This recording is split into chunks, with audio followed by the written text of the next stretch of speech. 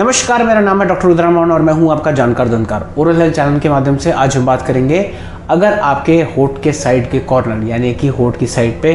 Cut जाता है, कोई अल्सर हो जाता है या एक तरीके का घाव हो जाता है, उसको बोलते हैं हम एंगुलर किलाइटिस। तो शुरू करें।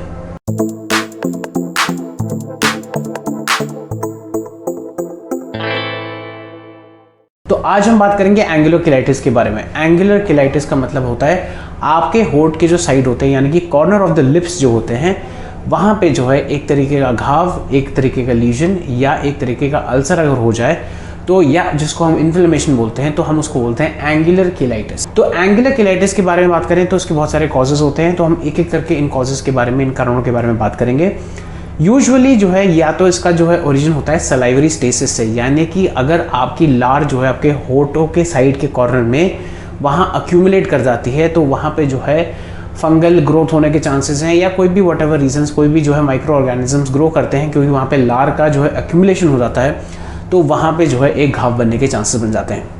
अब ये किस किस्म में होता है, देखिए जो वृद्ध लोग होते हैं उनका जो है जब उनके दांत झड़ जाते हैं जिसकी वजह से उनकी हड्डी गल जाती है, जब उनकी हड्डी गल जाती है तो उनका जो है वर्टिकल डायमेंशन यानी कि जो ऊपर से नीचे का जबड़े का जो डायमेंशन है वो कम हो जाता है, जिसकी वजह से उनके होंठ जो है एक तरीके से कर्ल हो जाते हैं, और वहाँ पे जो है थूक और लार जो है जमने की वजह से वहाँ पे जो है हो सकता है आपको एंगुलर किलाइटिस हो जाए। दूसरी चीज़ क्या होती है, सेम तरीके से अगर जो वृद्ध लोग हैं जो डेंचर्स पहनते हैं और उनके जो डेंचर्स हैं वो इल फिटिंग डेंचर्स हैं, यानी कि अगर वर्टिकल डायमेंशन जो डेंचर्स का होता है वो ठीक नहीं है, जिसकी वजह से वहाँ पे अगेन जो आपके जो होंठ के कॉर्नर है वो जो है ड्रूप कर रहे हैं, जिसकी वजह से वहाँ पे लार का एक्यूमुलेशन हो रहा है और डेफिनेटली वहाँ पे माइक्रो ऑर्गेनिजम्स पनप सकते हैं, जिसकी वजह से आपको एंगुलर किलाइटिस होता है। बहुत लोगों में जो है एंगुलर किलाइटिस एक विटामिन डिफिशिएंसी की वजह से होता है, जैसे कि आपकी विटामिन बी की डिफिशिएंसी होती है। एट द सेम टाइम जिन लोगों को मैल न्यूट्रिशन की प्रॉब्लम होती है, यानी कि जो लोग कुपोषित होते हैं, उनमें जो है न्यूट्रिएंट्स की पूरी कमी होती है एक तरीके से। मतलब आप मान लीजिए कि जो लोग ठीक से खाना नहीं खाते हैं या जिनका जो है ऐसा टाइप का लाइफस्टाइल है जिसकी वजह से उनको सारे पोषण वाले न्यूट्रिएंट्स नहीं मिल रहे हैं, जिसकी वजह से उनमें डेफिशिएंसी हो जाती है, तो डेफिनेटली उनके साथ एंगुलर किलाइटिस की जो है प्रेजेंटेशन होती है। अगर हम बात करें जो है इसके कॉजेज, जैसे मैंने बताया कि फंगल कॉज होता है, जैसे कि कैंडिडियासिस वाला कैंडिडा अल्बिकेंस, या बैक्टीरियल ओरिजिन भी होता है। हमें इस चीज़ का ध्यान रखना ज़रूरी है कि इस चीज़ के कॉज क्या है, यानी कि एंगुलर किलाइटिस बहुत सारे कारणों से होता है, लेकिन उसकी प्रेजेंटेशन काफ़ी सिमिलर होती है, जिसमें आपका दिखता है कि आपके जो है होंठ कट गए हैं और आपके जो है अल्टीमेटली जो है वहाँ जलन होती है, आप मुंह नहीं खोल पाते। ऑल्सो जिन पेशेंट्स का ऑर्थोडोंटिक ट्रीटमेंट चल रहा है यानी कि ब्रेसेस का ट्रीटमेंट चल रहा है, उस वजह से भी जो है उनको एंगुलर किलाइटिस हो सकता है। जिन लोगों का जो है कोई डेंटल ऑपरेशन हुआ है बहुत देर तक, यानी कि 2-2.5 घंटे तक उनका मुंह बहुत देर तक बहुत लंबा खुला हुआ है, तो वहाँ पे ड्राइनेस की वजह से और खिंचाव की वजह से घाव हो सकता है, जिसको हम जो है हम ट्रीट कैसे कर सकते हैं, उस पर हम वैसलीन लगा के काम कर सकते हैं और बीच बीच में पीरियोडिक रेस्ट दे सकते हैं। एक और कॉज होता है आपका शॉगरेन सिंड्रोम जिसको हम बोलते हैं, जिसमें जो है आपकी आंख और आपके जो सलाइवरी ग्लैंड्स हैं उनका सिक्रीशन कम हो जाता है और मुंह में ड्राइनेस के चांसेस होते हैं, जिसकी वजह से अगेन वहाँ पे भी जो है जब स्किन ड्राई हो जाती है, मौखिक त्वचा जो है आपकी ड्राई हो जाती है, उसकी वजह से भी वहाँ पे घाव होने के चांसेस ज़्यादा हो जाते हैं, क्योंकि इनफ ल्यूब्रिकेशन नहीं मिलता है। ये चीज़ सेम चीज़ होती है जब आप लंबी सर्जरी कर रहे होते हो,